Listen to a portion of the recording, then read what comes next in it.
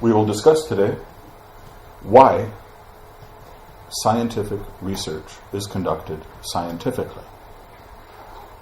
Why should there be research at all? And I'm going to start with some very basic ideas, and I'm going to walk you through into some more advanced ideas. We're going to talk about a famous man who changed the way that research is explained and conducted only a few decades ago. A man from Vienna, by the way, who changed the way it's done all around the world. I'm going to give you some practical examples, and maybe some examples that aren't at all practical. So why conduct research? We know what's in the world. We can see it around us. We all have opinions of what's in the world. Why should there be formal research? What good does it do? Research serves an important purpose. How many of you have looked at this picture now? What's the coolest thing in the picture? Now you're all looking again. What's the coolest thing in the picture? What do you think? Frog? Yeah, a frog. This is a picture from National Geographic. Oh, look at the look on her face. She didn't even realize there was a frog. That's because you didn't look long enough. This is a new species of frog. Nobody knew it existed. And you can imagine why. Even in the photo, it looks like maybe they're talking about a new species of mushroom. This is why we should do research. This photo explains it, I think, very well. Because if you come to your friends and say, I saw a frog this big, your mother will believe you. No one else. Oh, a frog this big, yes. Sure you did. Of course. But if you describe how to find this frog, and you describe it in a way so that anyone else can read your description and find the frog, then what you've done is more formal than just telling a story. What you've done is you've reported this in the way that we report research, so that it's replicable. It can be repeated. Now there's other important things that have to be attached to that, and I'll talk about those in a minute. So if we're asking why research, the fundamental question is why teach research? And it's our responsibility as scientists, and it will be yours someday, I hope, to teach how doubt is not to be feared, but welcomed and discussed. Please tell me that you have had other teachers tell you this. Most teachers tell you, there is no doubt in my lecture. When I talk to you, I am telling you a fact, and if you doubt it, you will fail. You see, science says that we should doubt everything. And it's the opposite of what most people are taught when they're growing up, when they're in school, when they're at home. If you've been in the military, there's no such thing as doubt. In science, we say doubt everything. Measure it. Measure everything and find out if it should still be doubted. But even when you've measured it, even once you know this is proven to be true today, we must remember one important thing about facts, is that you could prove a fact right 1,000 times. And if it is proven wrong once, then it is not a fact. And all of the 1,000 times before are data of interesting things, but no longer a fact, if you can truly prove that it's not right. So, doubt is important. Certainty is bad. As an illustration of this, I give you photos taken while people are driving. Doubt is important. Certainty is bad. They are driving, but they feel confident enough to take a photo and smile at the camera. Look at the driver smiling at the camera. Look at the passengers. One is smiling. The other two passengers are terrified because they're not looking at the camera, they're looking at the street. They see the bus coming, or the truck coming, or that moose running across the street. Doubt is important. Certainty is bad. If you are certain that you can drive so well that you don't need to look at the road, you are a fool. If you are certain that taking a photo just takes a moment, it won't take a moment, it won't distract me at all, then you are a fool. Doubt. Doubt foremost. If you can measure something successfully and prove with statistics that it's true, then have some certainty in it. Be prepared to abandon it, but you can begin to have some faith that this will continue. I don't think any of these people have any proof that they are safe, that they all believe that they are. A very dangerous phenomenon. This is the picture I want to use to talk about a different kind of faith, a different kind of certainty. Faith in religion is fine if that's your choice. Religion teaches you to have faith, to believe that without evidence, you know what will come next. That's okay if that's what you want to do. But when you apply it to simple tasks in the real world, it becomes dangerous. This is the difference between religious knowledge, faith-based knowledge, and scientific knowledge. In my country, this is a debate that goes on very strongly right now, where people are saying, if you teach science, you must also teach religion. Strangely, no one is saying, if you teach religion, you must also teach science, but I would expect a balance. If you have faith, like I say, that's up to you. If it applies to your religion and your belief in what will come in the next world or how you should behave now, that's up to you. But if you have faith that you can cross the street with your eyes covered because someone else told you that you can, I would suggest that you not believe them yet. Wait and see if they do it. And even if they do it, that means they did it once, not that you can do it every time. The difference between faith and fact. Now, there was a period, not too long ago, when everything was based on faith. Religion controlled how the world was understood, completely. And this is why, if you look at old pictures, kings are much bigger than everyone else. They're more important. And so the artist must make them bigger. Now, if we look at pictures of kings and we see the kings are bigger than everyone else, we assume, well, that was a really tall guy. But that's not what the artist then was saying. The artist then was saying, this is the important person. So there was a time when this controlled everything about how you should perceive the world. It's strange, though, that this doesn't mean what we think it does now. If you wanted to change a fact about the world, you could. If you took money to the Pope, and it sounds like I'm insulting the religion, I'm not. This is a historical fact. If you took money to the Pope, you could pay the Pope to change a part of the religion. This is true. This is why the words in the Bible changed from thou shalt not suffer a poisoner to live, right, where it says in the Old Testament that if you know a poisoner you must kill them. It changed to thou shalt not suffer a witch to live. If you know a witch, you must kill her or him. The change was an important one politically. 2 men paid Pope Innocent VIII to change that, so that they would have a tool to use over their enemies. But now, when people say, the Bible is against witches, they don't know that this was changed by a Pope who we know. And the written record of his change still exists.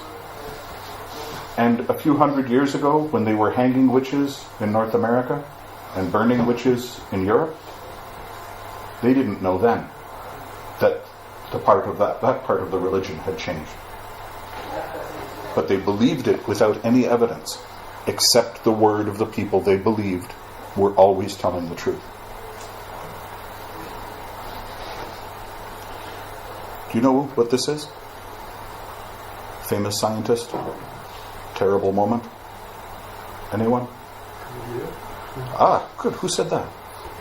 Galileo has just been accused of being a tool of Satan because he has published a theory that is contradictory to what is said in the Bible about the nature of the universe, the nature of the planets.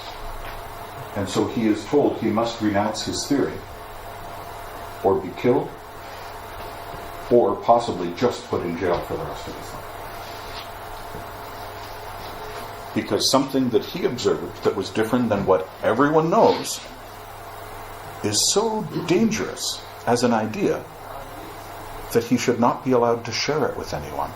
And not only that, but he must be told, he must now publish something that says, I was wrong. Now this still happens. If you've ever been a kid who said a bad word at school, maybe said a bad word to your parents, maybe done something wrong and been punished, you know punishments happen all the time. Maybe some of you have been punished more seriously. This happens all the time. We follow the rules, or we are punished. But the rules should be based on something we can measure, don't you think? I think so. Has anybody here heard of Abelard? Pierre Abelard? No? No? Really? Oh, that's too bad. He is the hero of one of the great romantic stories of European history. Well, one of the two heroes. He is. A beautiful romantic story. Absolutely tragic story of a man and woman in love who are prevented from their society and their families from being together. And they try to find ways throughout their entire lives of being together. And finally, she is sent to become a nun, and he is sent many years later, decades later, to become the head of a monastery. And even then, they aren't allowed to be in the same building. And once they were both dead, some years apart, people who knew their story, including one of their sons, arranged to have their bodies buried together. Beautiful romantic story. You should really look it up. Wikipedia might be useful for some things. Not most things, but maybe for this. Pierre Abelard was a great thinker. And he said, le doute amène l'examen, et l'examen la vérité. In other words, doubt, how do you say doubt again? Thank you. Doubt, le doute, leads to examination, to testing, to inquiry, to trying to find information. And that examination, that testing, that search for information leads to the truth. So this very religious man was saying that doubt serves a purpose. The questioning that comes from doubt will lead you to truth. So, we have wise people like Abelard saying that doubt is important. Asking questions is important. This process leads us to truth.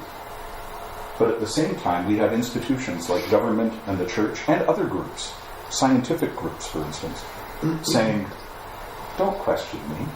If you question me, you are evil. If you doubt me, you are bad. An enemy of the church, or an enemy of the country, or an enemy of our scientific group. We're the cool scientists. You want to tell us about your scientific theory? We're the cool scientists. Does your theory agree with mine? Then you can tell us. If it doesn't, you're not a cool scientist. I know this. It's been demonstrated. It's clear. His theory is different than mine. He's not clear. So a group of scientists came up with a great idea. Let's hide who we are. Not Batman. That's not what I mean. It's not Batman writing science. Though that's a pretty cool idea, isn't it?